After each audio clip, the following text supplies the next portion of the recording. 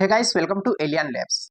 आज हम बात करने वाले हैं हमारे सौरमंडल के सबसे अजीब ग्रहों में से एक वीनस यानी कि शुक्र ग्रह के बारे में। इसे अक्सर पृथ्वी की जुड़वा बहन कहा जाता है, लेकिन ध्यान रखिए, ये तुम्हारी मौसी बहुत खतरनाक है, क्योंकि इसकी सतह पर उतरना यानी कि मौत को सीधे दावत देना है। मैं आपको बता दूं कि इसके वातावरण में जहर भरे बादल हैं। इसकी सतह पर 475 डिग्री सेंटीग्रेड की झुलसा देने वाली गर्मी है, जो कि बुध ग्रह से भी ज्यादा है। यहाँ पर सल्फ्यूरिक एसिड की बारिश होती है, और सबसे मजेदार बात, यह ग्रह उल्टा घूमता है, यानी कि सौरमंडल के बाकी ग्रहों के विपरीत दिशा में। गाइस, विनस को अक्सर पृथ्वी का ट्विन कहा जाता है, क्योंकि दोनों का साइज लगभग एक जैसा है। दोनों की डेंसिटी और कंपोजिशन मिलती जुलती है, और दोनों का ओरिजिन लगभग एक साथ हुआ था। लेकिन फर्क यहीं से शुरू होता है। जहाँ पृथ्वी पर जीवन के लिए बिल्कुल सही कंडीशंस बनी, वही विनस पर सब कुछ उल्टा हो गया। विनस पर सरफेस प्रेशर पृथ्वी से करीबन 90 गुना ज्यादा है। मतलब कि अगर आप यहाँ पर खड़े भी हो तो ऐसा लगेगा जैसे 1 किलोमीटर समुद्र के नीचे दबे हुए हो। विनस की सबसे बड़ी खासियत है इसके बादल। ये बादल सल्फ्यूरिक एसिड यानी कि H2SO4 से बने हुए हैं। मतलब कि यहाँ पर पानी की बारिश नहीं होती, यहाँ पर एसिड की बूंदें गिरती है। लेकिन ट्विस्ट ये है कि ये बूंदें सतह तक नहीं पहुंच पाती। विनस इतना गर्म है कि बारिश बीच में ही वाष्प बनकर उड़ जाती है। इसे विरका कहा जाता है, यानी कि वो बारिश जो जमीन तक कभी पहुंचती ही नहीं। तो आप सोच सकते हैं, अगर वहां पर कोई इंसान उतरे तो उसे ऊपर से एसिड की फुहार और नीचे से जलती हुई सरफेस मिलेगी। विनस के सतह का तापमान 475 डिग्री सेंटीग्रेड है, और मैंने आपको बताया कि ये मर्क्यूरी से भी ज्यादा है, जबकि मर्क्यूरी सूर्य के सबसे ज्यादा पास है।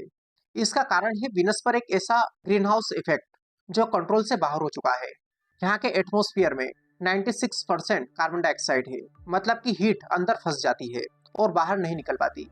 नासा इसे run away green house effect कहता है। अगर हमारी पृथ्वी पर भी अनकंट्रोल्ड CO2 बढ़ गई तो अर्थ पर भी विनस जैसा माहौल बन जाएगा। अब सबसे दिलचस्प बात यह है कि विनस बाकी ग्रहों की तरह नहीं घूमता। सभी प्लैनेट काउंटर क्लॉकवाइज यानी कि पश्चिम से पूर्व की ओर घूमते हैं, लेकिन विनस ये क्लॉकवाइज घूमता है, यानी कि पूर्व से पश्चिम। और इसे कहते हैं रेट्रोग्रेड रोटेशन। आप इसे ऐसे समझो कि पृथ्वी पर सूर्योदय पूर्व से होता है और पश्चिम में सूर्यास्त होता है, लेकिन विनस पर इसका उल्टा होता है। वहां पर सूर्योदय पश्चिम से होता है और सूर्यास्त पूर्व में होता है। गाइस, विनस का एक दिन पृथ्वी के 243 दिनों के बराबर होता है। यानी कि विनस पर एक दिन उसके एक साल से भी लंबा है, क्योंकि यहाँ का जो एक साल है वो 225 दिनों का होता है। लेकिन आखिर ऐसा क्यों होता है? तो देखिए, वैज्ञानिक ऐसा मानते हैं कि अरबों साल पहले विनस से कोई बड़ा ग्रह या फिर कोई एस्ट्रॉइड इससे टकराया था, जिसने उसकी रोटेशन उलट दी।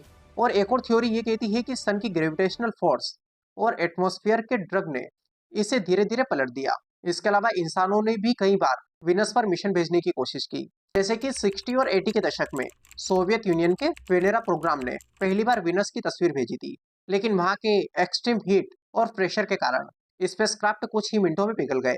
इसके बाद नासा का मेगेलन मिशन, जो कि 90 के दशक में भेजा गया था, इसने रडार से पूरा वेनस मैप किया। और अब भविष्य में नासा का वेरिटस और यूरोप का इन विजन मिशन विनस पर भेजा जाएगा।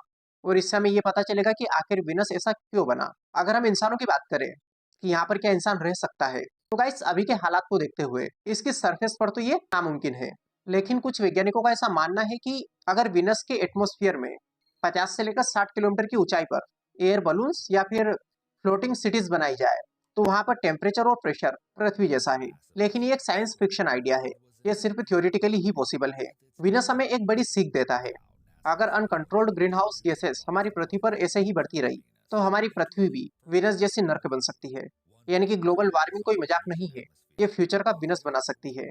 फिर इसके बारे में आपकी क्या विचार है, कमेंट बॉक्स में बताइए। अगर वीडियो पसंद आए तो इसे लाइक कर लीजिए, चैनल पर नए हो चैनल को सब्सक्राइब कर लीजिए। Wish all the very best, thank you so much.